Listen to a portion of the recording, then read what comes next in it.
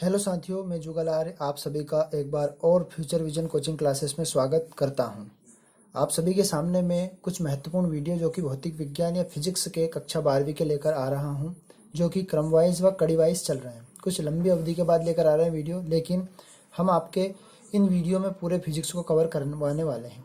यह आज का वीडियो हमारा प्रत्यावर्ती धारा चैप्टर का चल रहा है। इस वीडियो में हम एक प्रश्न जो कि चौक कुंडली के बाद रह गया था, वो प्रश्न ट्रांसफार्मर का है, वो कवर करने वाले हैं। यदि वीडियो आपको पसंद आए तो हमारे वीडियो को ज़्यादा से ज़्यादा लाइक और चैनल पर नए हो तो सब्सक्राइब करना ना भूलें, शेयर कर दें ताकि अपने दोस्तों या ज़रूरतमंदों के पास ये वीडियो पहुंच सके। हम आपके सामने बिल्कुल मध्यम लैंग्वेज से या आपको जैसे समझ में आए उस लैंग्वेज से हम वीडियो को ला रहे हैं। यदि इसमें भी किसी प्रकार का आपको डाउट है तो हमारे कमेंट बॉक्स में कमेंट कर दें, और यही व्हाट्सएप नंबर पर आप व्हाट्सएप पे भी फ़ोटो खींचकर शेयर कर दें तो हम आपके उन डाउटों को क्लियर कर सकें। अब इस वीडियो को हम आगे बढ़ाते हैं। ये हमारा चैप्टर चल रहा है प्रत्यावर्ती धारा या अल्टरनेटिंग करंट, जो कि घरों में उपयोग की जाने वाली धारा। इससे महत्वपूर्ण प्रश्न हमने पहले कवर कर लिए, वही प्रश्न आपको देखने हैं तो वो प्रश्न प्लेलिस्ट में जाकर आप देख सकते हैं। आप सभी का मैं ज़्यादा समय ना लेते हुए इस वीडियो को आगे बढ़ाता हूँ। ये उपिकाई 4 के चल रहे हैं। आज का प्रश्न है हमारा ट्रांसफार्मर। ट्रांसफार्मर यानी कि इसका उपयोग क्या होता है। ट्रांसफार्मर का प्रश्न आपके सामने मैं रख देता हूं कि किस प्रकार से आपके एग्जाम में ये आ सकता है। ये वेरी आईएमपी प्रश्न है, महत्वपूर्ण प्रश्न। इसमें 4 या 5 प्रश्न हम आज कवर करने वाले हैं। प्रश्न क्रमांक 9 इस कड़ी को आगे बढ़ाते हुए मैं आप सभी के ज़्यादा बोर ना करता हूं और आपको इस प्रश्न को ले चलता हूं। तो ट्रांसफार्मर के उपयोग, ट्रांसफार्मर से आप क्या समझते हैं, इसका वर्णन कीजिए। यानी कितने बिंदु हैं उनके आधार पर इसका वर्णन करना है। ट्रांसफार्मर का वर्णन निम्नलिखित बिंदु के आधार पर कीजिए। इसका सिद्धांत देना है, यानी कि इसका फार्मूला किस प्रकार से बनाना वो आपके सामने रखूंगा। ट्रांसफार्मर के प्रकार बताऊंगा, ट्रांसफार्मर का चित्र बनाएंगे, और ट्रांसफार्मर के ऊर्जा क्षय यानी कि ट्रांसफार्मर का जब उपयोग किया जाता है तो किस प्रकार से उसकी ऊर्जा क्षय होती है, और उसके अनेक बचाव भी बताने हैं। जैसे क्षय के साथ उनके बचाव किस किस प्रकार से क्षय होते हैं, उनके बचाव बताने हैं, उसका उपयोग बताना है। तो आप सभी के सामने में सबसे पहले ट्रांसफार्मर की परिभाषा रखता हूँ। तो ट्रांसफार्मर को हिंदी में इसका नाम होता है परिणामित्र। ट्रांसफार्मर को हम हिंदी में कहते हैं परिणामित्र। तो परिणामित्र क्या है या ट्रांसफार्मर क्या है। ट्रांसफार्मर को यदि मैं सीधी भाषा में बोला जाता हूँ तो इसका उपयोग हम घरों में जो प्रत्यावर्ती धारा यानी कि घरों में उपयोग की जाने, जैसे हम पंखे चलाते हैं, विद्युत बल्ब चलाते हैं, फ्रिज चलाते हैं, कूलर चलाते हैं, उनमें उपयोग में की जाने वाली धारा यह ट्रांसफार्मर के माध्यम से आती है। बड़े बड़े ग्रिडों को ट्रांसफार्मर के माध्यम से घरों में इसका उपयोग किया जाता है, इसके कनेक्शन के माध्यम से। चलो आप सभी के सामने मैं ट्रांसफार्मर की परिभाषा लिख देता हूँ।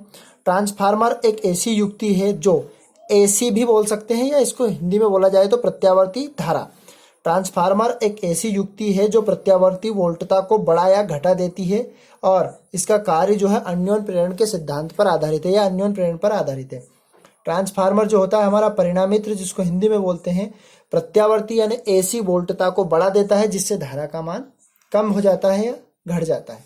अब आगे बढ़ते हैं, ट्रांसफार्मर के प्रकार बताने हैं। तो ट्रांसफार्मर हमारे 2 प्रकार के होते हैं। तो वो कौन कौन से प्रकार होते हैं इसके। तो ट्रांसफार्मर के 2 प्रकार होते हैं, तो अपचाई ट्रांसफार्मर और एक उच्चाई ट्रांसफार्मर। एक और प्रश्न हम पढ़ने वाले हैं अपचाई और उच्चाई में। यदि आप ये प्रश्न ध्यान से समझेंगे तो उसका अंतर आप खुद ही स्वयं ही बना सकते हैं। तो ट्रांसफार्मर के 2 प्रकार, एक उच्चाई ट्रांसफार्मर और एक अपचाई ट्रांसफार्मर। यानी कि उच्चाई ट्रांसफार्मर की मैं डेफिनेशन यदि बताता हूं तो उच्चाई ट्रांसफार्मर, तो ये 2 प्रकार हम पढ़ते हैं। अपचाई ट्रांसफार्मर, यहाँ ट्रांसफार्मर एसी यानी कि इसको हम सीधी भाषा में बोले तो प्रत्यावर्ती वोल्टता को घटा देता है। जब प्रत्यावर्ती वोल्टता को ये घटा देता है तो धारा के मान को बढ़ा देता है। अपचाई ट्रांसफार्मर को मैं चित्र भी आपके सामने अभी रखता हूं, पहले इसकी डेफिनेशन समझ लेते हैं। यहाँ ट्रांसफार्मर प्रत्यावर्ती वोल्टता को घटा देता है, तो ये अंतर में भी काम करेगा कि अपचाई ट्रांसफार्मर प्रत्यावर्ती वोल्टता को घटा देता है और इसी प्रकार से धारा का मान बढ़ जाता है। उच्चाई ट्रांसफार्मर इसका उल्टा होता है। यहाँ ट्रांसफार्मर एसी वोल्टता को बढ़ा देता है किंतु धारा के मान को घटा देता है। अब ट्रांसफार्मर को मैं आपके सामने रख देता हूं। ये हमारे 2 ट्रांसफार्मर हमने बना दिए आपके सामने। पहला वाला ट्रांसफार्मर है हमारा अपचाई ट्रांसफार्मर। अब ये अपचाई ट्रांसफार्मर है, इसमें ये चित्र आपके सामने बना हुआ है। ये चित्र, इसके बारे में पूरा डिटेल हम आपकी बनावट में इसको समझाएंगे। पहले हम इस चित्र को आपके सामने रख देते हैं। ये चित्र बना हुआ है, इस चित्र में हम देखते हैं ध्यान से। इसमें प्राथमिक कुंडली लगी हुई है, ये AC वोल्टता की प्राथमिक कुंडली लगी हुई है। इस कुंडली को हम ध्यान से देखते हैं, पटलित क्रोड़ की बनी हुई है।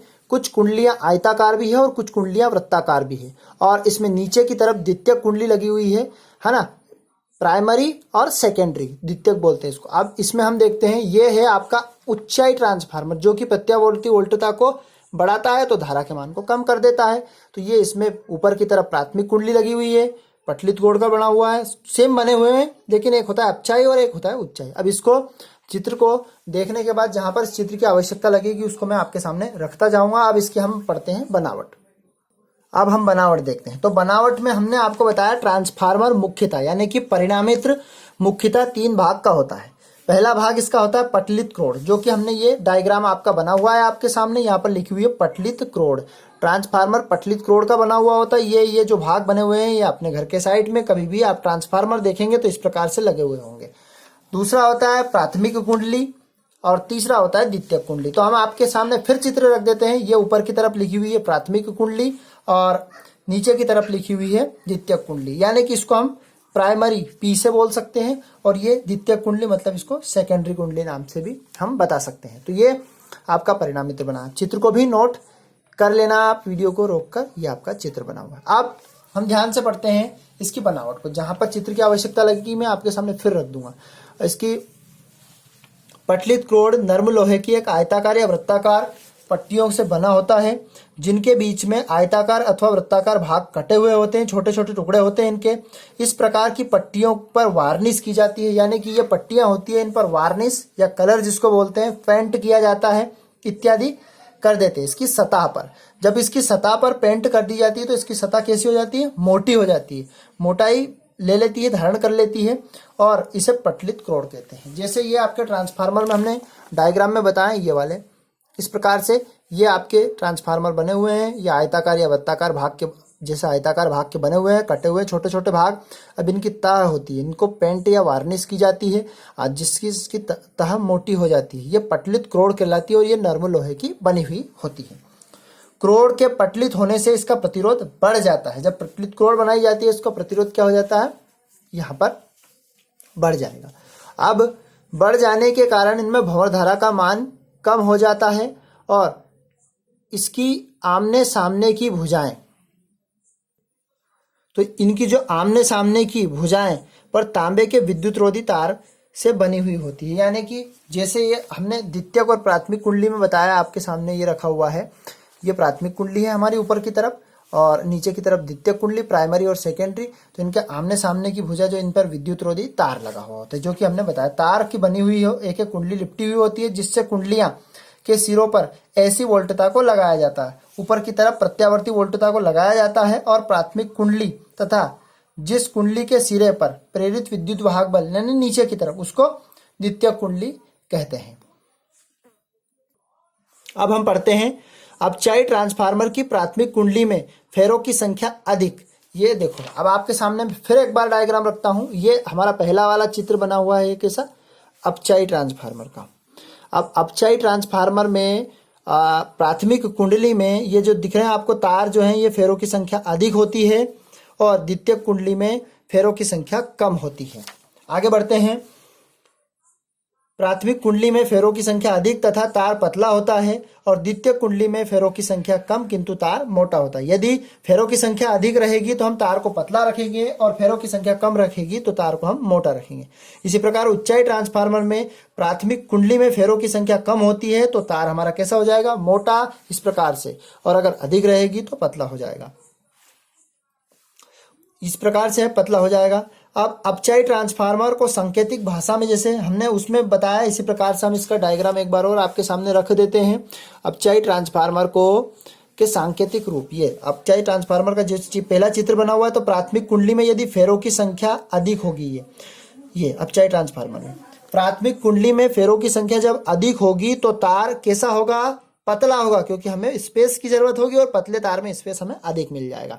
इसी प्रकार द्वितीयक कुंडली में यदि फेरों की संख्या कम होगी तो तार मोटा होगा। ये अपचाई हमने सांकेतिक भाषा। और बी चित्र में बताया गया है, यदि प्राथमिक कुंडली में ये उच्चाई ट्रांसफार्मर होता है, बी में यदि फेरों की संख्या कम है तो तार मोटा और उच्चय ट्रांसफार्मर में जैसे सेकेंडरी कुंडली में द्वितीयक कुंडली में फेरों की संख्या अधिक है तो तार कैसा हो जाएगा आपका, पतला हो जाएगा, जगह की आवश्यकता होती है। अब आगे बढ़ते हैं हम कार्य विधि, यानी कि ये ट्रांसफार्मर के बारे में हमने पढ़ा कि विद्युत सबसे मेन चीज होती है। ट्रांसफार्मर का काम होता है विद्युत को प्रदान करना, प्रदाय करना छोटे छोटे जगहों पर, घरों पर, कंपनियों में या विद्युत से चलने वाली उपकरण पर तो प्रदान करती है। तो अब इसकी कार्यविधि ये काम कैसे करती है, तो जब प्राथमिक कुंडली के सिरों के बीच में एसी वोल्टेज लगाई जाती। फिर एक बार और आपके सामने मैं चित्र रख देता हूं, ये रखा हुआ है आपके सामने ये चित्र।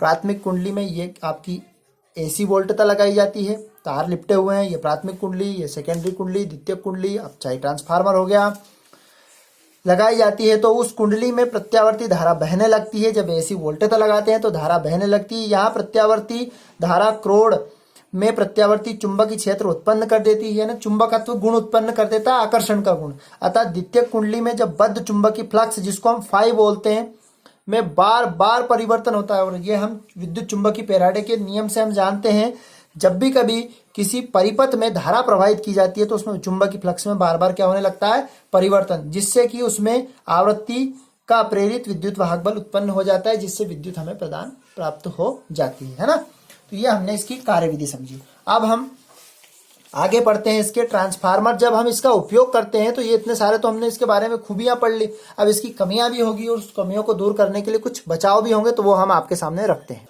सबसे पहली इसकी ट्रांसफार्मर की क्षय जो होती है, ट्रांसफार्मर के अंदर होती है ऊर्जा, जिसको बोलते हैं हम एनर्जी। अब उस क्षय को कम करने के लिए उसके बचाव भी बताने, तो सबसे पहले आती है हमारी ताम्र क्षय। ताम्र क्षय यानी तांबे के तार से होने वाले क्षय। तो ट्रांसफार्मर में तांबे की कुंडली के प्रतिरोध के कारण उष्मीय ऊर्जा के रूप में, यानी कि तांबे का जो प्रतिरोध होता है, रेजिस्टेंस लगाते हैं, उसके कारण उष्मा के रूप में ऊर्जा निकल जाती है। अब इसको बचाने के लिए हम क्या कर सकते हैं, तो इसका बचाव होगा। इस क्षय को दूर करने के लिए तांबे के मोटे तार का उपयोग किया जाना चाहिए। तार तो लगने चाहिए, लेकिन वो तार की जो गुणवत्ता होनी चाहिए वो उच्च होनी चाहिए, और वो तार कैसा होना चाहिए, मोटा। जिसका बचाव देख लिया हमने। अब लोह क्षय। लोह क्षय कैसे होता है उत्पन्न, जैसे क्रोड जो बने होते हैं, क्रोड में भंवर धारा के कारण उष्मीय ऊर्जा के रूप में, यानी कि गर्माहट के रूप में ट्रांसफार्मर में से उष्मा निकल जाती है। अब इसका बचाव देखते हैं लोह क्षय का। अब लोह क्षय, इसका बचाव देखते हैं। पटलित क्रोड का उपयोग, यानी कि चपटी या आयताकार क्रोड का जब उपयोग करते हैं तो इसकी क्षय को कम किया जा सकता है।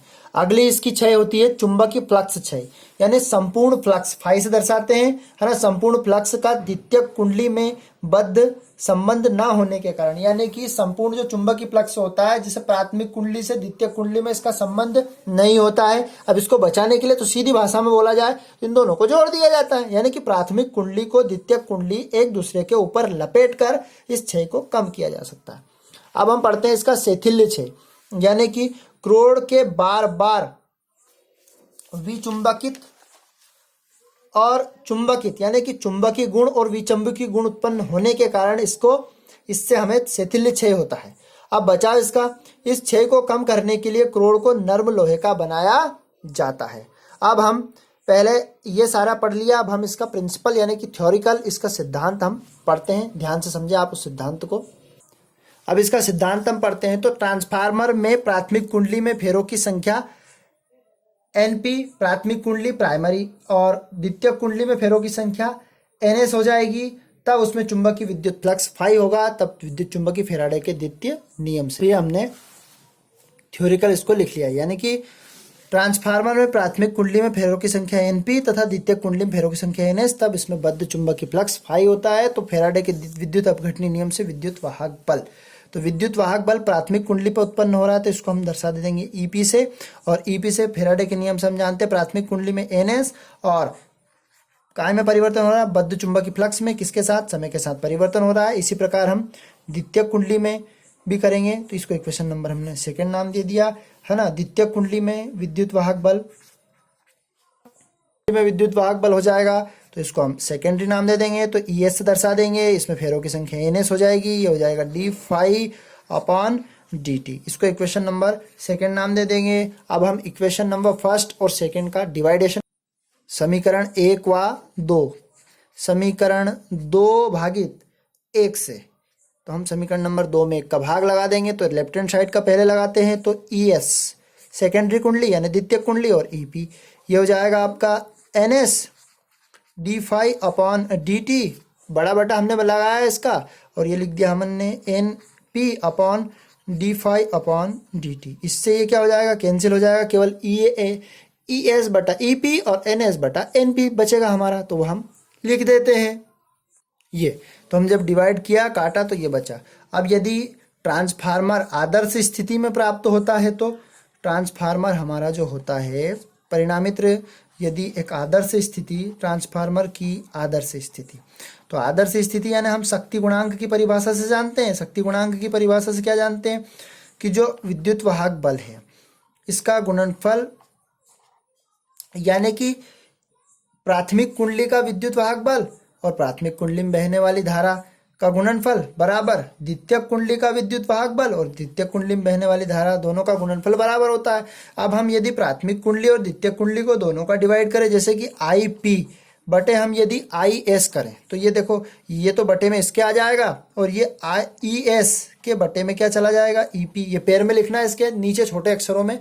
अब इसको इक्वेशन नंबर हमने 4 नाम दे दी। यदि हम समीकरण नंबर 1 और 2 को ध्यान से, समीकरण नंबर 3 और 4 को ध्यान से देखें तो इसकी ES/EP यानी कि द्वितीय कुंडली में विद्युत वाहक बल बटा प्राथमिक कुंडली में विद्युत वाहक बल, इसी प्रकार द्वितीय कुंडली में विद्युत वाहक बल बटा प्राथमिक कुंडली में विद्युत वाहक बल, तो दोनों की हम तुलना कर देते हैं। यानी कि समीकरण 3 व 4 की तुलना कर दी। जब एक पक्ष बराबर है तो दोनों पक्ष बराबर होंगे, तो इसी प्रकार से हमारा दोनों पक्ष को बराबर कर देते हैं। तो हम लिख देते हैं इसको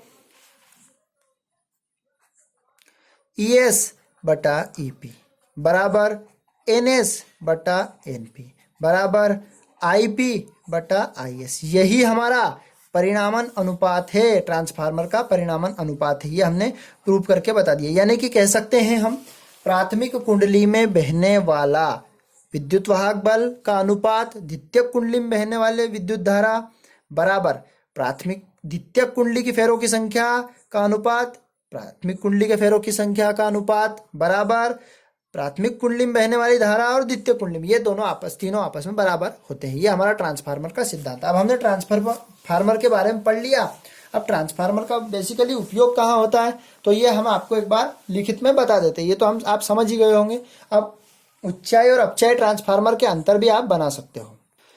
देखो, एलिमिनेटर और पावर सप्लाई में, यानी कि जैसे बड़े बड़े ग्रिड या जहाँ पर लाइट बनती है, विद्युत बनती है, वहाँ से सप्लाई करने के लिए ट्रांसफार्मर का उपयोग किया जाता है। Radio, television, telephone, refrigerator, motor आदि, जैसे मान लो रेडियो हम चलाते हैं, सीधी बात ध्यान से समझे तो टेलीविज़न यानी टीवी हमारी होती है। इस टीवी में छोटे छोटे ट्रांसफार्मर लगे होते हैं। जैसे हम बैटरी वगैरह चार्ज करते हैं तो इसमें छोटे छोटे इस प्रकार से ट्रांसफार्मर लगे हुए होते हैं कि आपके घर पे यदि टूटा फूटा टीवी हो, रेडियो हो, तो उसको निकाल कर आप देख सकते हैं। टेलीफोन, रेफ्रिजरेटर, फ्रिज वगैरह होते हैं। मोटर, जैसे हम विद्युत की मोटर उपयोग करते हैं, आदि अनेक प्रकार के उपकरण जो कि विद्युत से चलने वाले उपकरण होते हैं। एक इसका मोस्ट इंपॉर्टेंट बेसिकली पॉइंट है, वो आपके सामने मैं रखता हूँ। इन सभी को आप ध्यान से बारी बारी से नोट करें। इसका लास्ट और थर्ड वाला पॉइंट जो कि बहुत इंपॉर्टेंट पॉइंट है, विद्युत ऊर्जा को दूरस्थ, यानी कि जब विद्युत का उपयोग करते हैं और दूर स्थान तक ले जाते हैं तो इनके बीच में ट्रांसफार्मर लगाया जाता है। ले जाने के लिए ट्रांसफार्मर का उपयोग किया जाता है। तो आज हमने एक महत्वपूर्ण प्रश्न कवर किया है जिसका नाम है ट्रांसफार्मर। यदि आपको किसी प्रकार का इस ट्रांसफार्मर के क्वेश्चन में डाउट हो तो हमें कमेंट कर आप अवश्य बताएं, और चैनल पर नए हो तो सब्सक्राइब करना ना भूलें। और आगे के वीडियो में आप सभी के सामने बहुत जल्दी से जल्दी आपके सामने प्रोवाइड करता रहूँगा। अगले चैप्टर के साथ, अगली इकाई के साथ बहुत जल्दी आपके सामने उपस्थित होऊंगा। उसमें हम कुछ महत्वपूर्ण परावर्तन के बारे में पढ़ेंगे, कुछ दर्पण के बारे में पढ़ेंगे, और बहुत जल्दी आपके सामने वो वीडियो लेकर आऊँगा। धन्यवाद साथियों, इतना समय देने के लिए। Tata, bye bye.